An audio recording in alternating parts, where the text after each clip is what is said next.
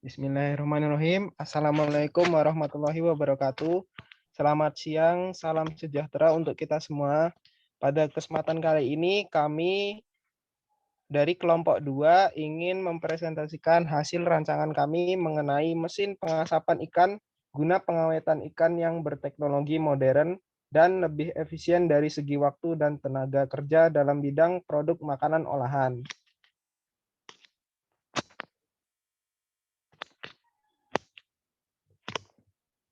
Untuk kelompok 2 terdiri dari pertama Mas Khairul Anas, yang kedua saya sendiri Muhammad Habib Yusuf Rohman, lalu yang ketiga ada Muhammad Elvia Putra. Selanjutnya, tujuan dari perancangan kami itu adalah untuk merancang secara teknis alat pengasapan ikan. Alat hasil perancangan tersebut diharapkan memiliki kinerja pengasapan yang lebih baik dibandingkan alat pengasapan ikan tradisional. Kemudian, alat pengasapan ikan tersebut dapat diaplikasikan pada pengusaha ikan asap sehingga membantu pengusaha untuk meningkatkan kualitas proses pengasapan ikan.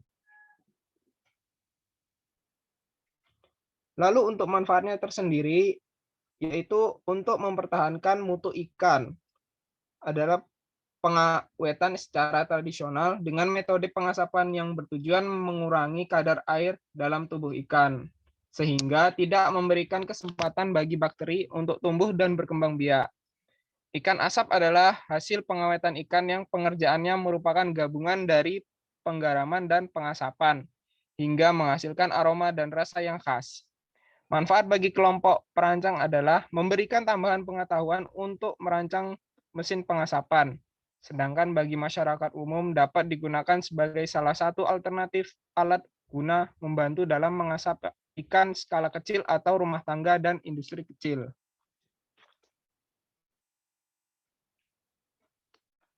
Next.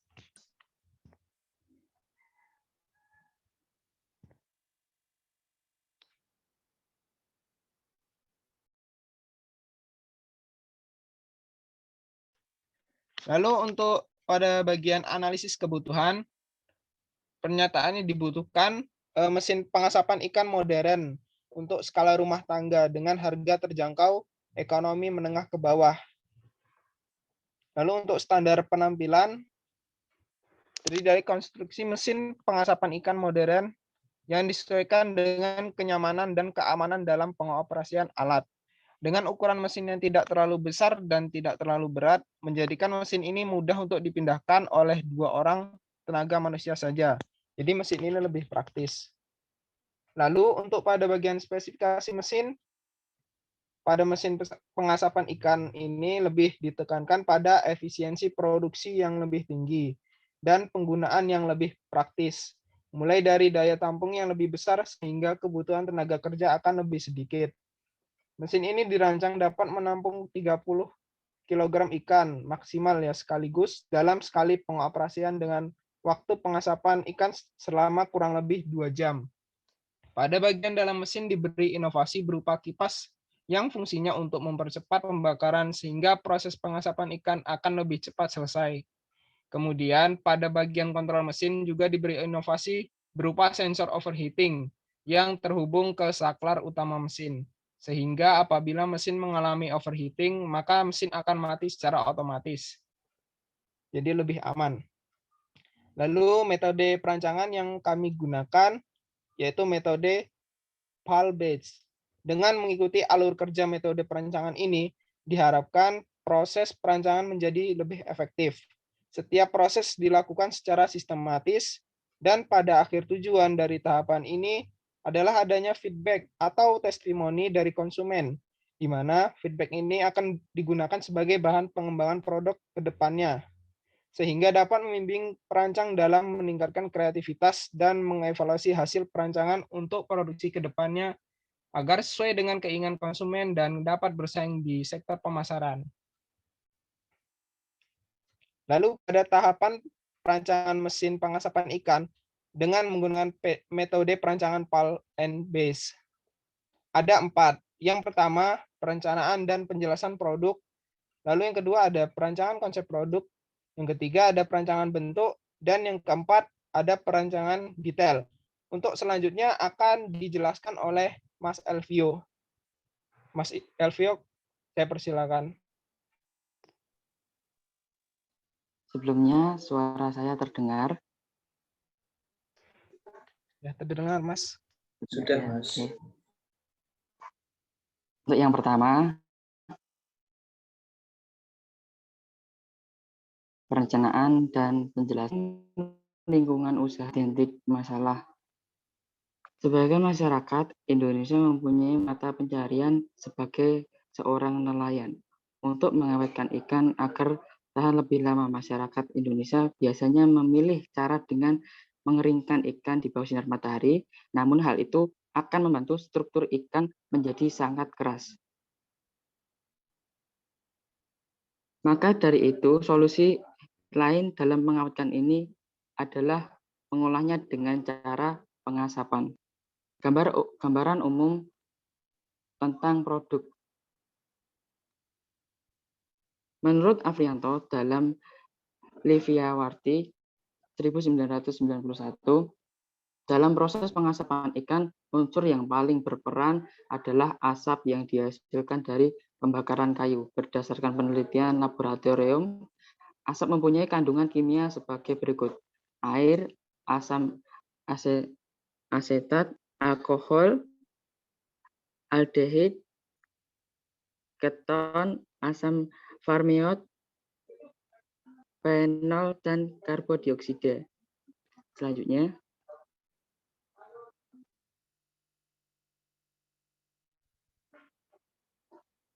perancangan konsep produk.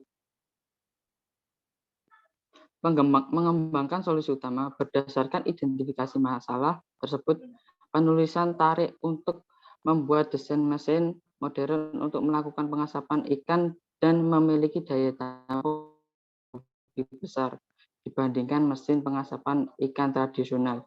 Mesin ini dapat menampung 30 kg ikan sekaligus dalam sekali pengoperasian. Dan tentunya mesin ini memiliki efisiensi lebih tinggi, praktis, dan ekonomis, serta kebutuhan tenaga kerja akan lebih sedikit dibandingkan menggunakan cara tradisional. Perancangan konsep produk. Berikut merupakan gambar perancangan konsep produk. Bisa dilihat. Selanjutnya, kita masih di perancangan konsep produk, mengembangkan daftar persyaratan spesifikasi produk. Bahan yang digunakan adalah plat stainless, food grade ketebalan 2 mm, menggunakan kompor listrik dengan daya 600 watt yang menggunakan elemen panas berkualitas tinggi sehingga menghasilkan panas yang merata dan akan membantu batok kelapa cepat terbakar. Ukuran mesin pengasapan ikan ini diameter 0,58 meter dan tinggi 1 meter. Dengan setiap rak diberi lubang untuk meratakan asap saat asap naik agar pematangan bisa sesuai dengan yang diinginkan. Pada bagian kanan dan kiri terdapat batok kelapa. Diberi wadah sebagai tempat menaruh kipas dan fungsinya untuk mempercepat terbakarnya kayu ataupun batok kelapa sehingga proses pengasapan ikan akan lebih cepat selesai. Sedangkan wadah tersebut berfungsi untuk menjaga kipas agar tidak terkena api dari pembakaran saat proses pengasapan ikan berlangsung. Kita masuk di perancangan produk. Desain gambar. Untuk desain gambar kita, ya ini bisa dilihat melakukan evakuasi terhadap desain. Evaluasi dilakukan terhadap desain yang sudah dikembangkan lebih lanjut berdasarkan kriteria teknis, kriteria ekonomis, dan lain-lain yang lebih ketat untuk yang lebih ketat untuk meng-cross-check keluhan ada kesalahan sehingga dapat diperoleh desain yang lebih baik. Perancangan bentuk, spesifikasi awal daftar komponen. Dari beberapa daftar persyaratan spesifikasi produk yang dikembangkan, kini spesifikasinya tersebut mulai dibuat dalam bentuk list daftar untuk mempermudah teknis di lapangannya. Bahan pembuatan. Untuk bahan yang pertama, kita menggunakan besi hello, besi plat, besi pipa, kaca cermin transparan, pilok, keling, yang 7 yaitu elektroda. Untuk alat utama, kompor listrik 600 watt, kipas angin kecil, termostat, timer, tombol on off, sensor panas, sensor waktu. Untuk yang terakhir adalah roda. Selanjutnya alat perancangan bentuk. Alat pendukung. Untuk alat pendukung yang pertama yaitu mesin las listrik lakoni, mesin roll, bor tangan, gerinda tangan coach, pemotongan plat, mata gerinda, mata bor, dan center drill, amplas halus, handle pintu, kabel, dan yang terakhir adalah kolokan. Untuk perancangan detail,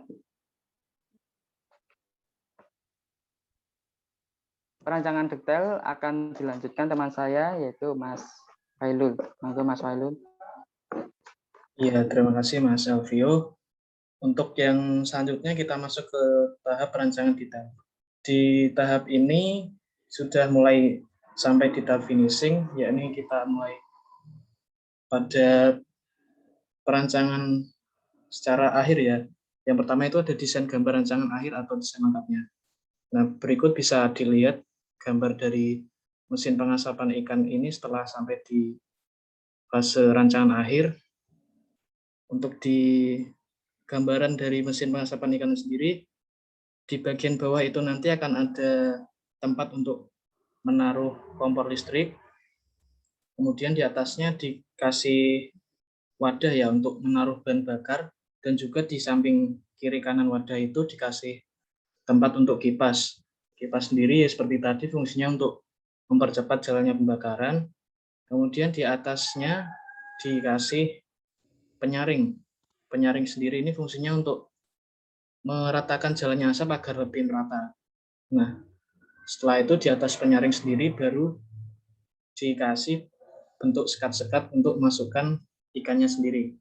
Nah, ikannya sendiri itu bisa terdiri dari 5 sekat ya. Sekat pertama, sekat kedua, sekat ketiga, sekat keempat, dan sekat kelima.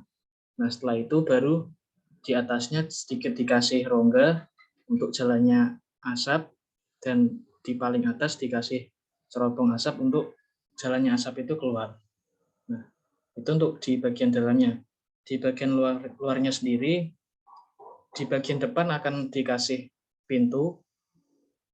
Pintu sendiri itu nanti di bagian atasnya itu dikasih sedikit celah, yang mana nanti dikasih cermin transparan untuk biar bisa melihat jalannya proses pengasapan di dalamnya itu seperti apa, dan juga bisa melihat apakah pengasapannya itu sudah matang atau belum. Nah, di bawahnya juga dikasih sekat untuk pintu yang di bawah itu untuk masukkan kompor itu tadi ya. Nah, kemudian di bagian belakangnya dikasih sensor termostat dan juga sensor waktu. Ini tadi ya. Kemudian itu juga berhubungan sama saklar on off-nya. Nah, di sensor termostat tadi, jika terjadi overheating, secara otomatis akan memutus aliran listrik dari yang terhubung di saklar on off tadi. Nah, kemudian di bagian bawahnya sendiri dikasih bagian untuk colokannya, untuk jalannya arus untuk ke dalam mesin tadi. Nah, Kemudian selanjutnya kita masuk ke spesifikasi air daftar komponen produk untuk pembuatan. Nah, dan dari bahan pembuatan yang kita jabarkan di perancangan bentuk tadi, di tahap ini kita mulai kelompokkan lagi secara lebih spesifik di bagian unit yang dibutuhkan ya. Yang pertama di bahan buatan besi holo atau siku. Kita membutuhkan kurang lebih sekitar 3 meter. Untuk besi plat butuh 1 lembar, besi pipa 1 meter, kaca atau cermin transparan 1 unit, pilok 2 kaleng, kemudian paku keling sebanyak 100 pcs, elektroda sebanyak 1 dus. Kemudian di alat utama ada kompor listrik sebanyak 1 unit, kemudian kipas angin kecil sebanyak 2 unit, termostat 1 pcs, dan timer 1 pcs, tombol on off atau saklar 1 pcs, sensor panas heating 1 pcs, sensor waktu 1 pcs, dan roda sebanyak 2 pcs. Nah, kemudian di alat pendukung kita butuh mesin las listrik sebanyak 1 unit, mesin roll 1 unit, bor tangan 1 unit, gerinda tangan bos 1 unit, pemotong plat 1 unit, mata gerinda 1 pcs, mata bor dan center grill 1 pcs, amplas halus 2 lembar, handle pintu, kabel 2 meter, handle pintunya sebanyak 2 pcs, colokan 1 pcs. Nah, setelah itu kita masuk ke bagian penentuan karakteristik dengan QFD atau Quality Function Deployment. Yang pertama sendiri kita analisis dari segi kebutuhan konsumen.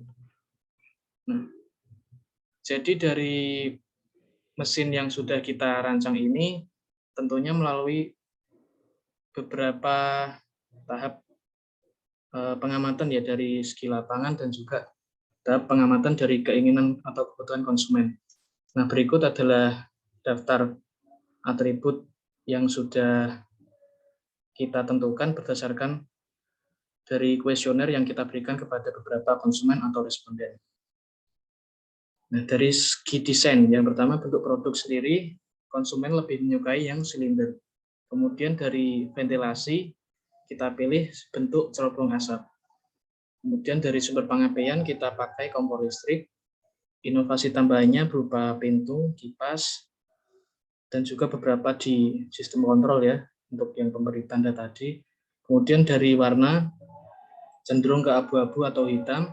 Kemudian dari pemberi tanda sendiri kita pakai timer, termostat, sensor pendeteksi overheating, sensor pendeteksi waktu, dan pemati saklar atau kelistrikan.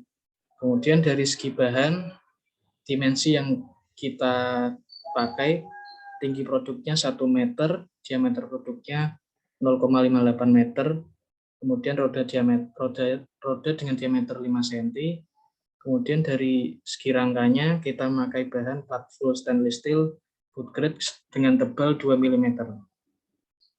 Kemudian dari segi fungsinya untuk mesin ini sendiri fungsi utamanya adalah untuk pengawetan ikan dan pengolahan ikan, dan fungsi tambahnya sebagai tempat penyimpanan ikan.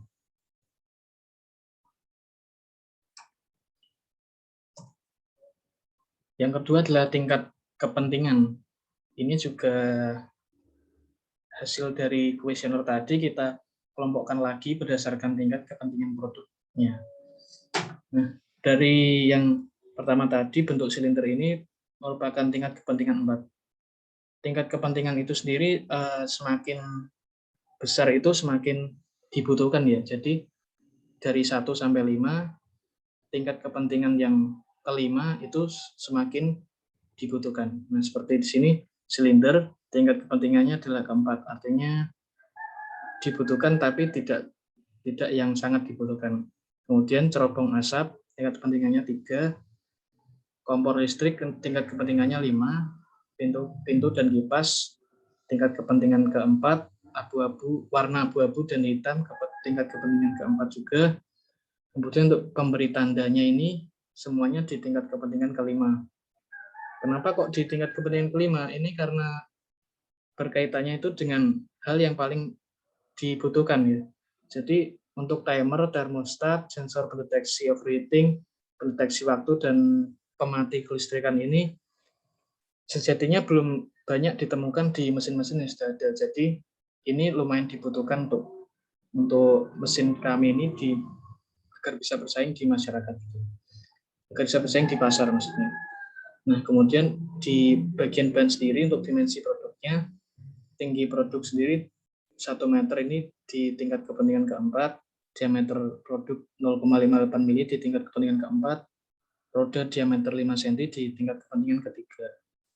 Nah, di rangka juga ini di bahan plat full stainless steel food grade tebal 2 mili ini masuk ke tingkat kepentingan kelima, karena di bahan full stainless steel ini bisa dibilang bahan yang cukup awet ya. Jadi meskipun harganya juga lumayan mahal, tapi karena sifat bahannya sendiri yang tahan terhadap api ya, jadi tidak terlalu mudah rusak untuk kedepannya gitu. Nah, sehingga bahan plat full stainless steel ini masuk ke tingkat kepentingan kelima. Kemudian dari segi fungsi sendiri ada fungsi utama, pengawetan ikan dan pengolahan ikan ini masuk ke tingkat kepentingan kelima, dan fungsi tambahnya untuk penyimpanan ikan ini masuk ke tingkat kepentingan ketiga. Kemudian lanjut di biaya anggaran produksi. Nah, anggaran biaya ringkasan anggaran ini disusun dengan format tabel seperti di bawahnya. Jadi dari keseluruhan bahan yang kita butuhkan ini menghabiskan anggaran sekitar 8 juta, di mana rinciannya adalah sebagai berikut. Yang pertama, peralatan penunjang, ini yang berkaitan dengan mesin las listrik, kemudian mesin gerinda, kemudian bahan-bahan alat-alat tadi itu menghabiskan biaya sebanyak 4 juta, kemudian bahan habis pakai ini seperti besi, kemudian elektroda, dan lain-lainnya itu menghabiskan biaya sebanyak 1.500.000. Dan yang ketiga, pengeluaran lain-lain berupa perjalanan, print atau fotokopi, akomodasi, pulsa kuota, internet, listrik, dan lain-lain itu sebanyak 2.500.000. Biaya ini tentu belum pasti ya, bisa jadi bertambah, bisa jadi berkurang. Ini cuma perkiraan awal saja. Kemudian yang terakhir adalah jadwal kegiatan produksi. Nah, dari kegiatan perencanaan kita tadi ini, kita jadwalkan kegiatan produksinya ini akan berlangsung selama kurang lebih 5 bulan. Dengan rincian kegiatannya itu, yang pertama ada prakegiatan, kita laksanakan di bulan pertama, kemudian perencanaan produksi juga di bulan pertama dan bulan kedua. Kemudian pelaksanaan produksi mulai masuk di bulan kedua sampai bulan keempat, kemudian pemasaran juga mulai dari bulan kedua sampai bulan keempat, dan yang terakhir pasca kegiatan dan juga penyusunan laporan ini di bulan keempat dan bulan kelima.